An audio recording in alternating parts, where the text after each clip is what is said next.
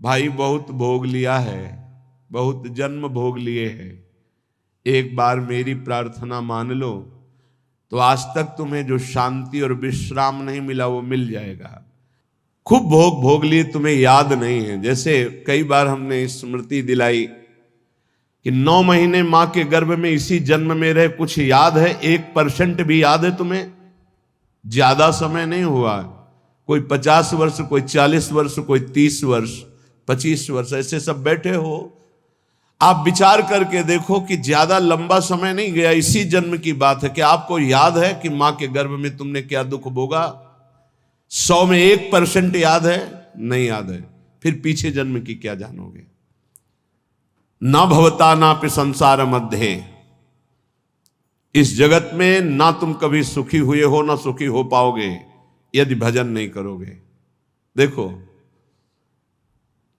जब बच्चापन तो सिखाया जाता है खूब बढ़िया पढ़ो लिखो, धन कमाओ, ऐसे योग्य बनो, बढ़िया है। कभी अध्यात्म नहीं सिखाया, कभी नाम जप नहीं सिखाया, कभी ये बैठ के नहीं सिखाया कि बड़ों का आदर कैसे किया जाता है, कभी ये नहीं सिखाया कि मनुष्य जीवन का लक्ष्य क्या है। अब वो पढ़ाई लिखाई में गए, व्यसन सीख गए, व्यभिचार सीख गए, अच्छी नौकरियां पाई, पैसे हैं, और फिर घर में आकर के उन बूढ़े माता पिता को जो चलने लायक नहीं है, दरवाजा बंद करके वैसी दुर्दशा करते, मारते हैं, पूछो मत। जब ये दृश्य देखने को मिलते हैं ना, तब लगता है भगवान कृपा करो इन माता पिता को जो अपने बच्चों को शिक्षा नहीं दे रहे हैं कि धर्म किसे कहते। तुम समझते हो ये धन कमाने लायक बन जाएंगे तो तुम्हें सुखी करेंगे, ऐसे जैसे जानवर को मारते हैं ना क्रूर कर्मा लोग, ऐसे बूढ़ी माता को मारते हैं, पिता को मारते हैं, पूछो मत।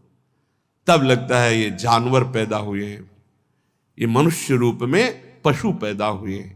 पशु क्या, राक्षस है। माने मातु पिता नहीं देवा, साधुन ते करवावें सेवा, जिनके ये आचरण भवानी, भगवान शंकर कहते निश्चर सम जानो प्राणी। निश्चर कहते राक्षस को, वो राक्षस है। तुम अपने संतानों को राक्षस मत बनाओ।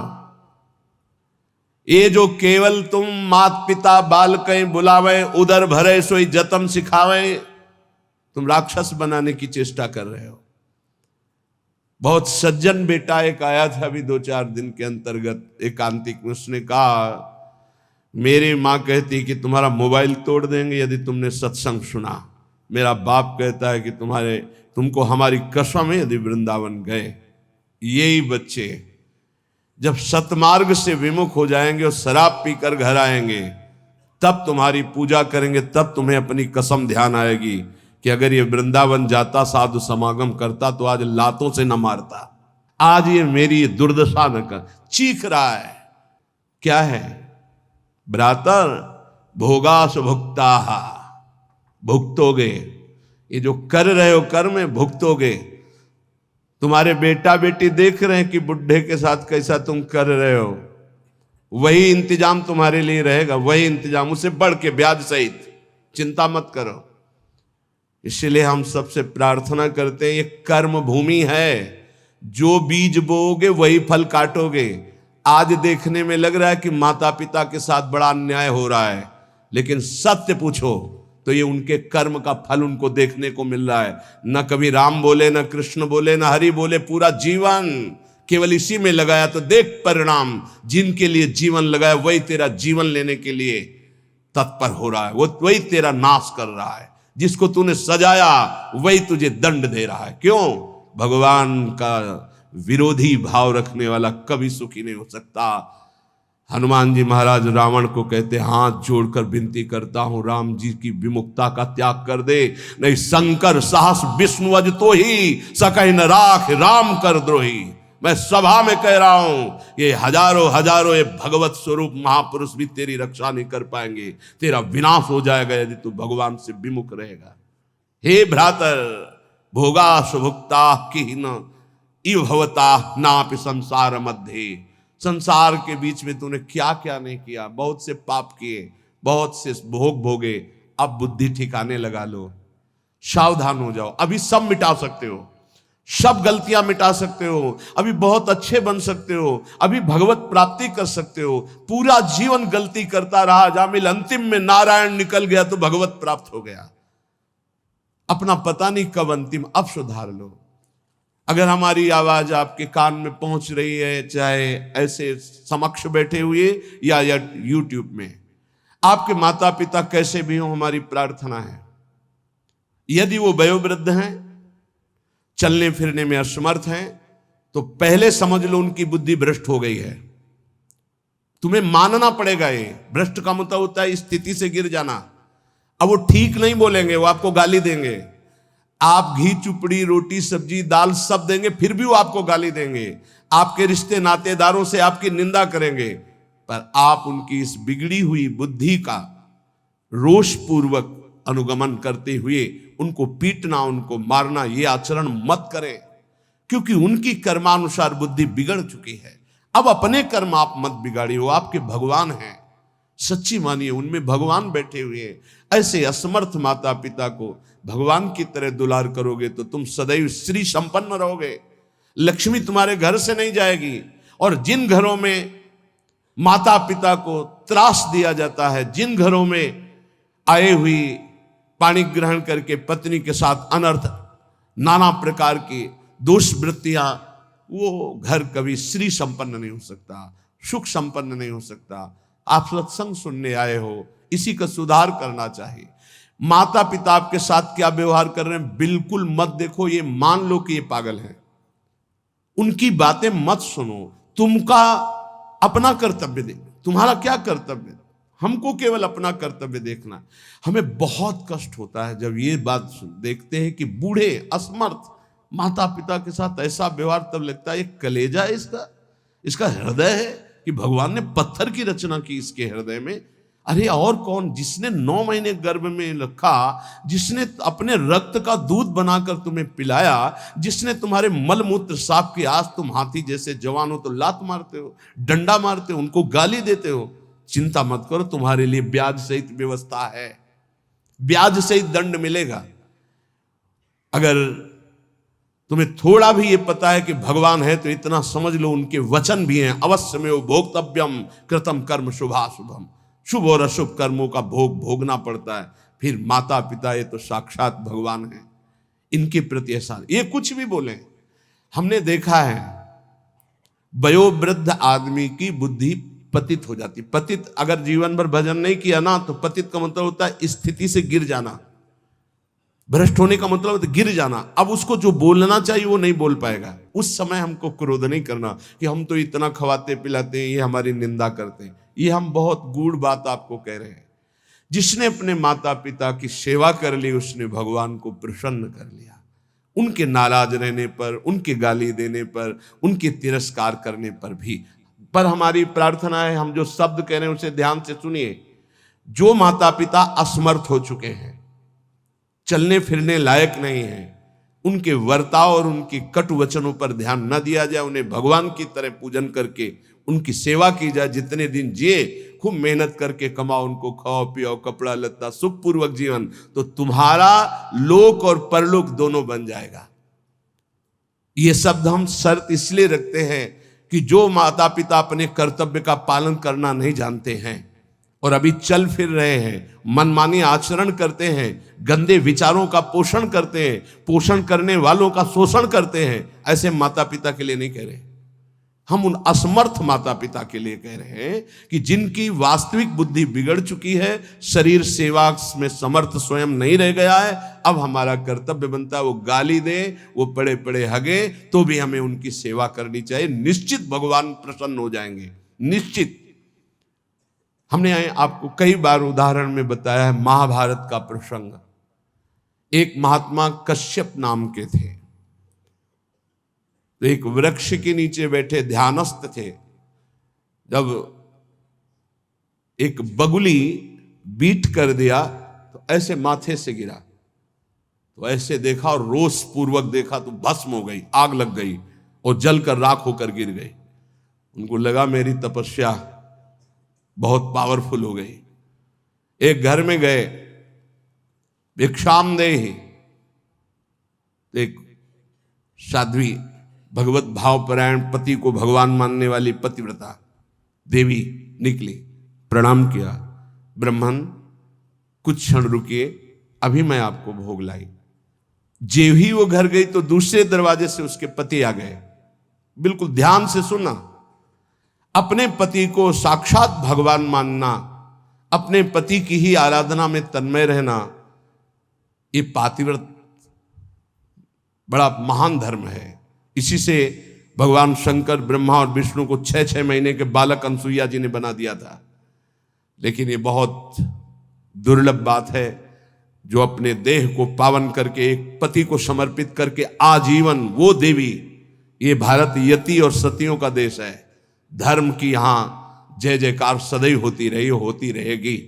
हाँ, थोड़ा कम ज्यादा अंतर पड़ता रहेगा।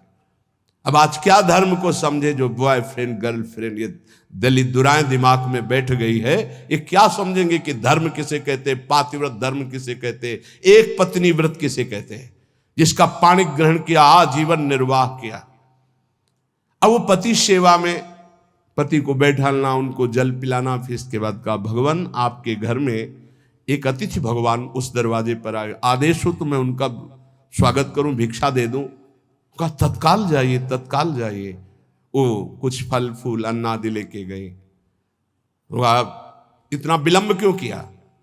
वो तो उस रोष में थे कि हमारा तप बढ़ चुका है, मैंने बगुली के देखा था वो भस्म हो गई। तो उनका भगवान शांत शांत, विलंब का कारण, मैं एक पतिव्रता हूं, मेरे प्रभु मेरे पतिदेव आए, मैं उनको आसन दिया, जल पिलाया, फिर उनकी अनुमति से आपको देने आई हूं। तो उनका तुमने हमको ऐसा वैसा महात्मा समझ लिया क्या? तो उसने कहा महाराज तुम्हारे उस वृक्ष की बगुली नहीं हूं कि तुम्हारे देखने से भस्म हो जाऊंगी। मैं एक पतिव्रता हूं जो बैठे बैठे तीनों लोकों का दर्शन कर रही हूं अपने पातिव्रत धर्म के व्रत से। बहुत बड़ा बल होता है पातिव्रत धर्म में, ये कोई खिलवाड़ नहीं है। गृहस्थी कोई साधारण धर्म नहीं, आप लोग जिसे बिल्कुल अवहेलना कर रहे हैं कि हम तो गृहस्थ हैं, हम तो विषयी हैं। अरे भगवान के अंश हो, तुम जहां हो वहीं से भगवत प्राप्ति कर सकते हो, इतनी सामर्थ्य आप में है। अब तो होश उड़ गए उनके कि ये बात तो केवल मैं ही जानता था कि बगुली को देखने से भस्म हुई, दूसरा कोई नहीं। तो हाथ जोड़ा और कहा देवी तुम्हें कैसे पता है? तो उन्होंने कहा इतना ही नहीं पता, मुझे सब कुछ पता है आपका, मुझे पूर्व जन्म का भी पता है आपका। मैं अपने पति की सेवा के प्रभाव से त्रिकालज्ञ हो चुकी हूं। जाओ, अभी तुम्हें सच्चा ज्ञान प्राप्त नहीं हुआ, सच्चा ज्ञान प्राप्त कराने के लिए अमुक प्रांत में जाओ और वहां जो मांस बेचने का व्यापार करते थे कसाई के रूप में, वो जन्मे थे उस कुल में, लेकिन वो खरीद करके मांस व्यापार उनकी कुल परंपरा का, वहां जाइए और वो तुम्हें धर्म का उपदेश करेंगे। विचार किया कि इतने सिद्ध महापुरुष है, अपने पातिव्रत धर्म से मुझे जाना चाहिए। वहां गए तो कितना चाहिए, जो जितना वैसा घृणित ये उपदेश करेगा धर्म का। चलने लगे तो उनका कश्यप जी, बिना परिचय के परिचय, कश्यप जी रुकिए, रुके, आपको अमुक गांव की पतिव्रता पत्नी ने भेजा है ना? हाँ, पहले फोन तो था नहीं कि फोन कर दिया होगा। बोले आप रुकिए, मैं अपना व्यापार रूपी पूजा कर्म कर लूं, फिर आपको मैं उपदेश करता हूं। आश्चर्यचकित हो गए, इतना मलिन कार्य करने वाला और त्रिकालज्ञ है, ये भी बिना परिचय के परिचय जानता है, और वो पत्नी ने क्या कहा ये मुझे कैसे? बाद में जब अपनी सेवा से निवृत्त हुए तो दुकान को अपनी प्रणाम किया, पैर छुआ और वो कर्म भगवान को समर्पित किया कि मुझे जिस कुल में जन्म दिया वो मैं कर्म कर रहा हूं और नाम जब निरंतर चलता। उन्होंने कहा पहले तो मैं पूछना चाहता हूं आप इतना निंदनीय कर्म क्यों करते हैं? तो उनका है मेरी कुल परंपरा से चल रहा है। फिर तुमको इतना पवित्र ज्ञान कैसे हो गया तीनों काल का? बोले मैं निरंतर नाम जप करता हूं, अपने कर्म को भगवान की पूजा समझता हूं। और आओ, और घर ले गए और दिखाया कि श्वेत पलंग पर बूढ़े माता पिता बैठे हुए, जाके साष्टांग दंडवत किया। बोले जो उससे धन मिलता है उससे मैं अपने इन भगवान की सेवा करता हूं। रात दिन माता पिता की सेवा के प्रभाव से, नाम जप के प्रभाव से, अपने व्यापार को भगवान की पूजा समझने के प्रभाव से मुझे तीनों काल का ज्ञान है। तो उन्होंने कहा मेरी तपस्या अपूर्ण क्यों है? कश्यप जी ने उन्होंने कहा इसलिए कि तुम अपने माता पिता की अवहेलना कर चुके हो और वो वृद्ध माता पिता भटक रहे हैं, उनकी सेवा छोड़कर उनकी अनुमति के बिना तुम ये ऐसा, जाओ पहले उनकी आज्ञा का पालन करो। आप समझो, महाभारत में पढ़ के देखना, भगवान श्री कृष्ण द्वैपायन व्यास देव जी ने लिखा है, आज उन्हीं माता पिता से जिनसे परम सिद्धि प्राप्त होती है, परम कृपा प्राप्त होती है, ये नादान लोग नहीं जान पा रहे और अपना कर्म नाश कर रहे हैं, कर्म नाश कर रहे हैं, पूरा जीवन नष्ट कर रहे हैं। हम इस विषय में इसलिए बोल रहे हैं कि आजकल बहुत बच्चे उद्दंड हो रहे हैं और ब्याह हुआ तो वही नई बच्चियां जिनको अपने माता पिता का सम्मान करना नहीं आया, वो अपने पति के माता पिता के साथ दुर्व्यवहार करती हैं, पति के अधीन करके दोनों मिलकर उनको पीड़ा पहुंचाती हैं। हम वयोवृद्धि की बात कह रहे हैं, हम उनकी बात नहीं कर रहे जो समर्थ हैं कर सकते हैं, जो शोषण करते हैं हम उनकी बात नहीं कर रहे, हम उनकी बात करें जो असमर्थ हैं, चलने में भी असमर्थ हैं। अब उनके ऊपर डंडे का प्रहार, उनकी पिटाई बिल्कुल ठीक नहीं। हे भ्रातर भोगा सुभुक्ता, जो तुम कर्म कर रहे हो सुभुक्ता तुम्हें भोगना पड़ेगा और बहुत भोग चुके हो। जैसे मां के गर्भ में कितना बड़ा दंड भोगा तुम्हें याद भी नहीं है। इसलिए भवता नापि संसार मध्य, दोबारा इस संसार के बीच में जन्म ना हो, ऐसा उपाय कर लो। क्या? विद्यादान ध्वराद्य ही कति कति जगति ख्याति पूजाद्य लब्धा, इससे तुम्हारा जन्म मरण नहीं रुकेगा।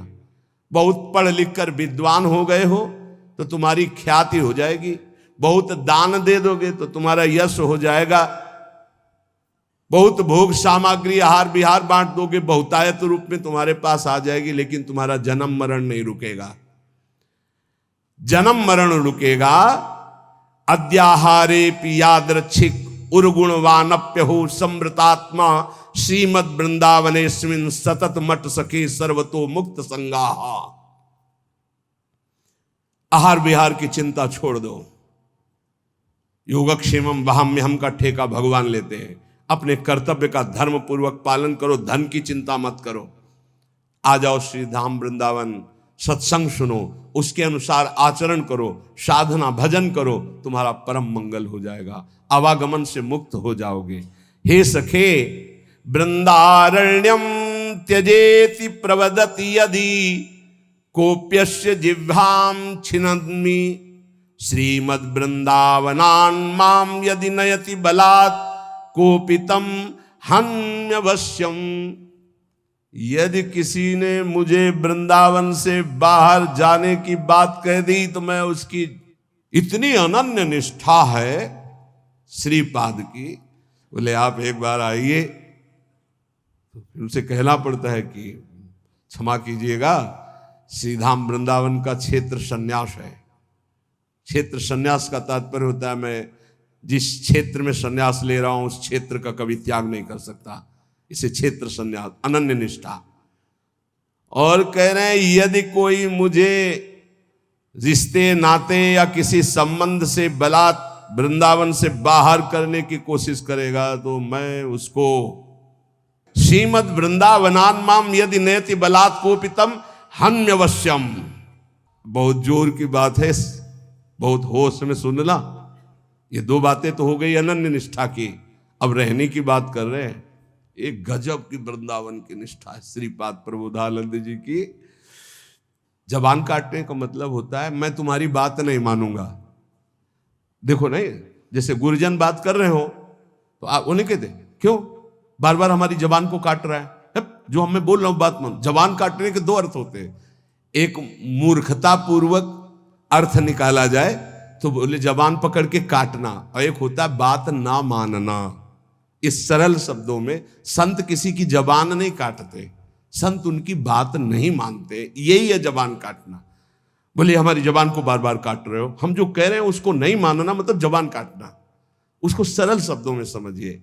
और मारना का तात्पर्य होता है हम आपको आज से अपना नहीं मानते, जैसे ध्रुवदास जी ने इसे सरल भाषा में कहा, माता मित्र सुतादित्य तज ध्रुव तिनको पास, वृंदावन के वास को जिनके नाई हुलास। वो कोई भी हो, हम अपना संबंध नहीं मानते हैं जो हमें वृंदावन से बाहर कर सके, ऐसे इसका अर्थ लो। अब जो कह रहे हैं वो बहुत गूढ़ विषय है। कामम वेश्याम उपेयाम न खलु परिणया यान्यतो यामि कामम चौर्यम कुर्याम धनार्थम न तो चलति पदहंत वृंदावनान में। कैसे अर्थ पड़े, हिम्मत नहीं पड़े। कामम वेश्याम उपेयाम न खलु परिणया यान्यतो यामि कामम। बहुत ऊंची निष्ठा है, इसलिए समझ पाना बहुत कठिन है। ये बहुत बड़ी बात कह रहे हैं कि वृंदावन में मैं वैश्यागमन करके भी रहना स्वीकार कर सकता हूं, लेकिन वृंदावन के बाहर में बहुत बड़ी बात कह रहे हैं। मतलब उसका अर्थ करना कठिन है, क्योंकि उनकी बहुत ऊंची निष्ठा से वो बात कर रहे हैं। भला ब्रह्मबोध संपन्न महापुरुष के अंदर कहीं कामना हो सकती? भला ऐसे अंतःकरण वाले महापुरुष जो प्रेम में निष्ठ है, उनके अंदर कहीं कामना हो सकती है? लेकिन निष्ठा की चरम सीमा का स्वरूप है। ये निष्ठा की चरम सीमा समझ पाना बहुत कठिन बात होती है, बहुत कठिन बात होती है।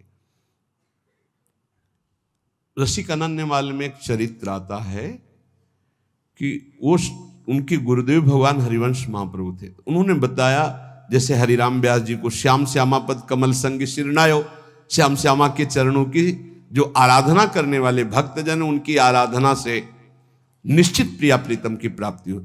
उन्होंने गृहस्थ में थे, वो अपने घर में साधु सेवा विस्तार करने लगे।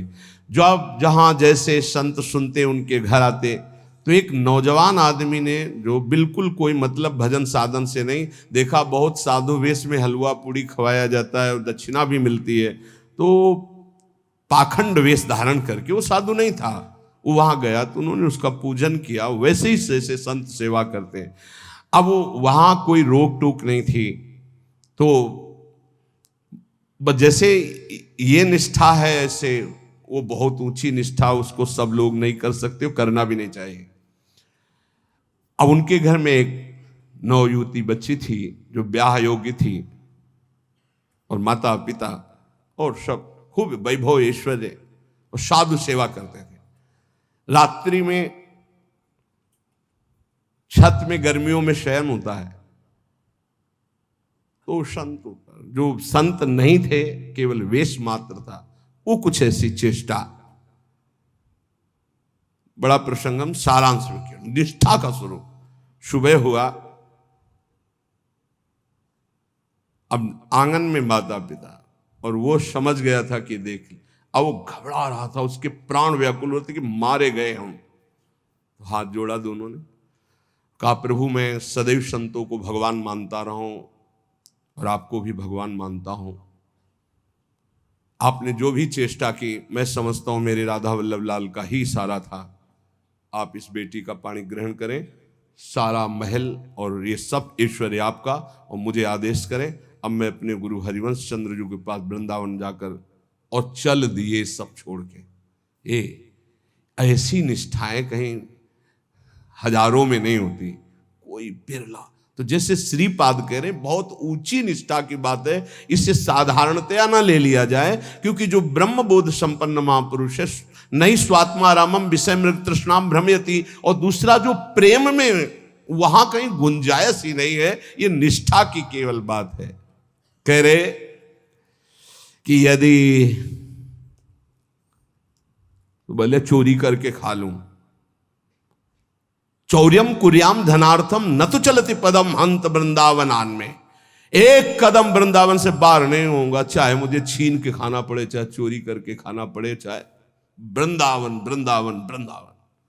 इसीलिए इसकी व्याख्या ज्यादा नहीं की कि ये अज्ञानी जीव नहीं समझ पाएंगे। परिहासे प्यन्या प्रिय कथन मुक्तोति बधिरहा। देखो देखो, आप समझना, अगर मैं कभी हंसी मजाक में भी बुरा बोलने की बात आएगी तो गूंगा बन के रहूंगा, कभी किसी को कष्ट देने के लिए हंसी मजाक भी नहीं करूंगा। परिहासे, ऐसे महापुरुष, भला जरा सोचना, इसीलिए वहां रुक रहे थे कि शायद है बहुत लोग बाहर के भी बैठे ना समझ पावे इतनी ऊंची स्थिति की बात और महापुरुष की बात का उपहास करने लगे। परिहासे प्यन्या प्रिय कथन मूकोति बधिरा। यदि किसी का अप्रिय दुख भरा मेरा वचन उनके कान में पहुंचने को अप्रिय वाला हो तो मैं जिंदगी भर मौन रहूंगा, कभी बोलूंगा नहीं, परिहास में भी नहीं बोलूंगा जिससे किसी का हृदय दुखी हो। और परेशान दोषानुश्रुति मनु विलोकेंधनयनहा। यदि वृंदावन में कोई गलत कर रहा है ऐसा मेरे नेत्र देखेंगे तो कभी देखने लायक नहीं रखूंगा अपने नेत्रों को। वृंदावन का दोष मैं नहीं देख सकता, वृंदावन वासी का मैं दोष भाव कभी अपने में परेशान दोषानु मैं सुनूंगा भी नहीं, मन से भी नहीं चिंतन करूंगा। और विलोकेंध नयना देखते हुए भी मैं अंधा बन जाऊंगा, अपने नेत्रों को देखने लायक नहीं रखूंगा। ये निष्ठा वृंदावन और वृंदावनवासी। शिलावन निश्चेष्टा परवपुषि बाधा लव विधौ। यदि कोई हमारे शरीर को पीटने लगेगा तो मैं बिल्कुल पत्थर की काष्ठ की तरह बन जाऊंगा।